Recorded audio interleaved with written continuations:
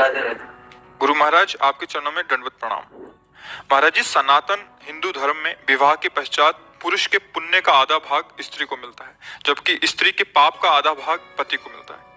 जैसे उसी में श्लोक में उद्याने च मद्यपाने राजद्वारे पिताग्रहे बिना अज्ञान गंतव्यम वरयाचति वरांगना, ब्याह में जो वचन भराए जाते हैं। बात यहाँ है कि जब पाणी ग्रहण करते हैं तो दोनों मित्र होते हैं, भाव वहां होता है। अब शरीर दो होंगे और उनके कर्म एक होंगे। हम दोनों सलाह से जो भी कार्य करेंगे धर्म में करेंगे और दोनों धर्म के प्रताप से भगवान को प्राप्त करेंगे। उसका भाव की वजह कोई भी आप मनमानी आचरण नहीं करेंगे।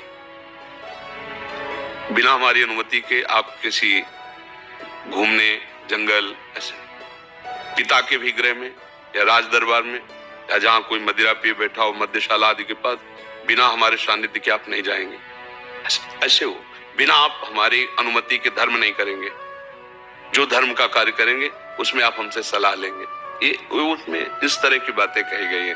उसका तात्पर्य कि हम दो शरीर देखने में रहेंगे लेकिन हमारी रुचि हमारा भाव एक ही रहेगा। अब अगर आप इस संकल्प से अलग हैं तो फिर आप पति पत्नी है ही नहीं, केवल नाटक हो रहा है।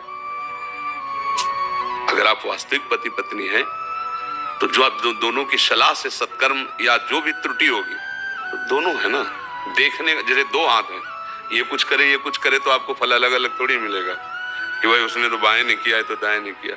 भोक्ता तो हम ही बनेंगे ना, हाथ हमारे दोनों। ऐसे पति पत्नी को अर्धांगिनी पत्नी को कहा गया है कि आप दाहिनांग वामांग के समान है, दोनों मिलकर के। जैसे गाड़ी के दो पहिए चलते हैं तो लक्ष्य एक ही तो होता है, ये थोड़ी कि बायां कहीं और ले जाएगा दायां और कहीं ले जाएगा। हाँ, अगर वो अलग अलग खुल के निकल जाते हैं तो गाड़ी ही नहीं है, नहीं वो तो टूट गई ना, गिर गई ना।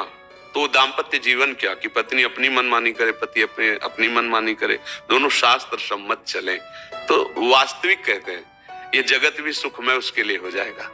दोनों धर्म से चले, प्यार से चले और ये पत्नी पातिव्रत धर्म धारण करे और पति पत्नी में केवल अपना भाव, जो संसारिक भाव मान लो काम भाव है, वो केवल अपनी पत्नी में सीमित होकर के दोनों धर्म से चले, भगवत प्राप्ति के मार्ग में अग्रसर हो जाएंगे।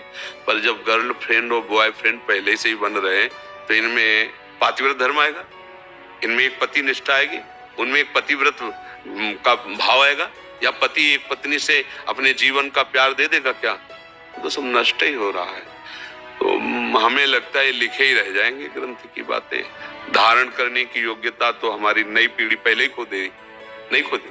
सोचो, जैसे पवित्र वस्त्र पहन करके ही यज्ञ किया जाता है, ऐसे ये शरीर वस्त्र है, इसको तब तक पवित्र रखना है जब तक ये दाम्पत्य जीवन का संकल्प न बन जाए। पर ऐसा हो रहा है क्या? कहाँ हो रहा है? आप बताओ ना, कहाँ हो रहा है? छोटे छोटे बच्चे, छोटी छोटी बच्चियां वैसे ही मन संसार में आ सकते हैं और ये सब नए वातावरण ने जो मिटिया मेट कर दिया। आपको क्या बताना, आप लोग तो संसार में हो ही ना, क्या अब ये बातें केवल बातें ही रह गई। ये तो कुछ आदमी होंगे जो ब्याह करवाते होंगे पंडित जी से, नहीं तो ऐसे उसमें लिखा लो, जज के सामने आए कोर्ट में, और या भैया मंदिर में माला डाल लिया, छुआ के हो गया।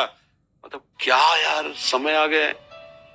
अब आपने उससे भाव से स्वीकार किया और 2 महीने बाद कह दिया आप हमें पसंद है, तो बाजार की वस्तु समझी थी क्या?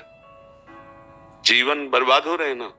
और ये पास है, ये अब आज की समाज हमारी इसे पास करे कि पढ़ी लिखी समाज है, ये पढ़ी लिखी समाज। तो अब धर्म कहाँ कैसे? नैष्ठिक भावनाएं ही निष्ठापूर्ण नहीं रह गई है, कैसे? अब तो बस यही है कि इन प्रकार जैसे बने नाम जप करो, अपना कल्याण करो और अपने जो सगे संबंधी उनके लिए नाम जप करो। वो जप करे ऐसी भावना हम जप करके उनके लिए भी लाभ, कि तुम पुत्र हो, तुम पत्नी हो, तुम्हारी बुद्धि शुद्ध हो, तुम्हारे अंदर सद्भावनाएं आवे। बस यही हमारी शिक्षा तो यही। पत्नी नाम जप करे, कहोगे नाम जप करो, नहीं करेगी तुम्हें गुस्सा आएगा, लड़ाई झगड़ा करो। आप नाम जप करो, आप उसका मंगल करो। तो हमारी समझ में अब तो ये बात आ रही कि ये बातें निर्वाह करना कैसे हो सकता है। आप हमें बताओ, अच्छा कैसे हो सकता है? अभी तो है थोड़ा, आगे जो आएगा वो लिखा है शास्त्रों में, नहीं माने को अनुजा तनुजा, बेटी बहन की सुरक्षा घर में ही नहीं होगी। असुरक्षित जीवन, पशुवत जीवन। भाई नाम जब इसीलिए सबको चिल्ला के कहते हैं, जब हमसे कोई प्रश्न करता है तो इन विषयों पे भले बात करते हैं, नहीं हम सबसे ये कहते हैं, जो हो जहां हो जैसे हो, नाम जप करो, नाम जप करो, तुम जो भी हो ठीक हो जाओगे। नाम तुम्हारा मंगल कर देगा, क्योंकि हम जानते हैं कि ये छोड़ो ये छोड़ो ये छोड़ो, फिर नाम जप करो, नहीं कर पाओगे। जो कर रहे हो करो, नहीं छोड़ पा रहे हो मत छोड़ो, एक और डाल लो ना। जहां इतनी गंदगी जमा किए हो, एक डाल लो, राधा राधा राधा राधा राधा, वो तुम्हें आत्मबल मिलेगा। तब तुम अपने आप सब छोड़ दोगे, ग्लानि होगी। आप एक नवयुवक कभी कल या परसों था, वो रो के कह रहे थे, बड़े अच्छे पोशाक में थे, रो के कह रहे थे कि मुझे अब रोज ग्लानि होती कि मैंने ऐसे ऐसे काम किए, मैंने ऐसा ऐसा खान पान किया, महाराज जी कैसे क्षमा होगा, मेरा हृदय जल रहा है। हमका यही क्षमा हो रहा है, देखो ना नाम ने कैसा किया कि जो पूर्वकृत कर्म है उनके प्लस जो प्रति जो पश्चाताप, ग्लानि, यही सबसे बड़ा उत्तम उन्नति का मार्ग है। तो देखो अब कहें आप ये छोड़ो ये छोड़ो, आपको कैसे छोड़े? राधा राधा जपना शुरू करो, अब ये आपको पावर देगा, तो अपने आप सब छूटता चला जाएगा।